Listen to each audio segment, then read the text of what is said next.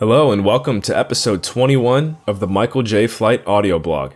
Today's topic is what is pro-rata and why does it matter? A very common term in retail real estate is pro-rata, which usually refers to how reimbursable expenses will be divided among tenants and the landlord. As with many legal terms of art, pro-rata is derived from the Latin words pro, meaning according to, and ratus, meaning calculated.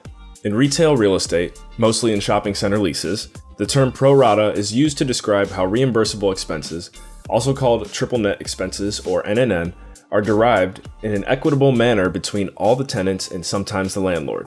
The triple net lease is one where the rent the landlord receives is a net of expenses for operating the shopping center. Typically, shopping center leases require the tenants to pay for all of the costs of maintaining and operating the common areas, liability insurance for the common areas, and property insurance for the building and the real estate taxes assessed to the property. The shopping center lease goes into lengthy detail about how the tenant share of reimbursable expenses are calculated. Typically, the tenant pays its pro-rata share of the total reimbursable expenses based on the size of that tenant's leased space. For example, if a tenant leases 1,000 square feet in a 5,000 square foot shopping center, the tenant's share would be 20%.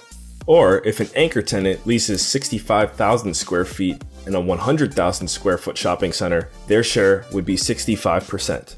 The shopping center landlord will keep track of the entire amount of reimbursable expenses and then allocate the tenant share of the expenses to each tenant. In the previous example for the 1,000 square foot tenant, if the total real estate taxes were $10,000, that tenant's pro-rata share would be $2,000. In the lease between the landlord and the tenant, it will have a calculation which gives the tenant share as a fraction of the total.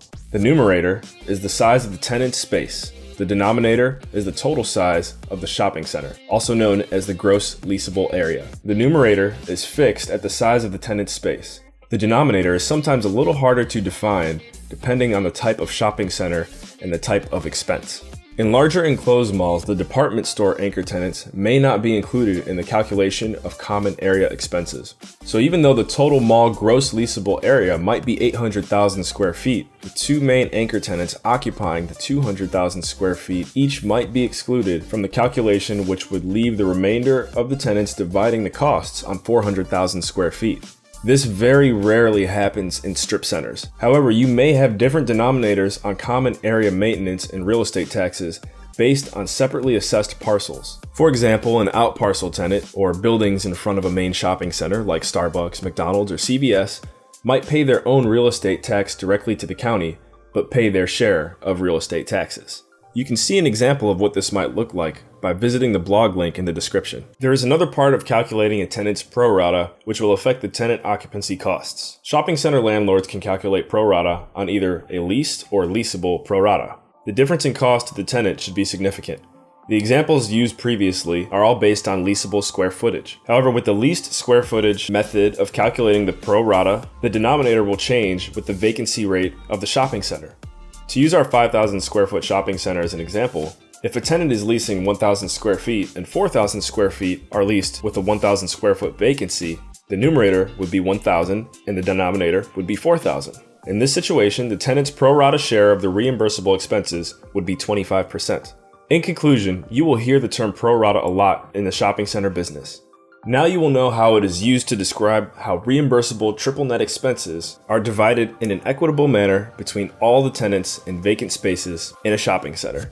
Click the blog link in the description for samples of common area and real estate tax lease clauses for the types of wording. This was Audio Blog episode 21, brought to you by Michael J. Flight.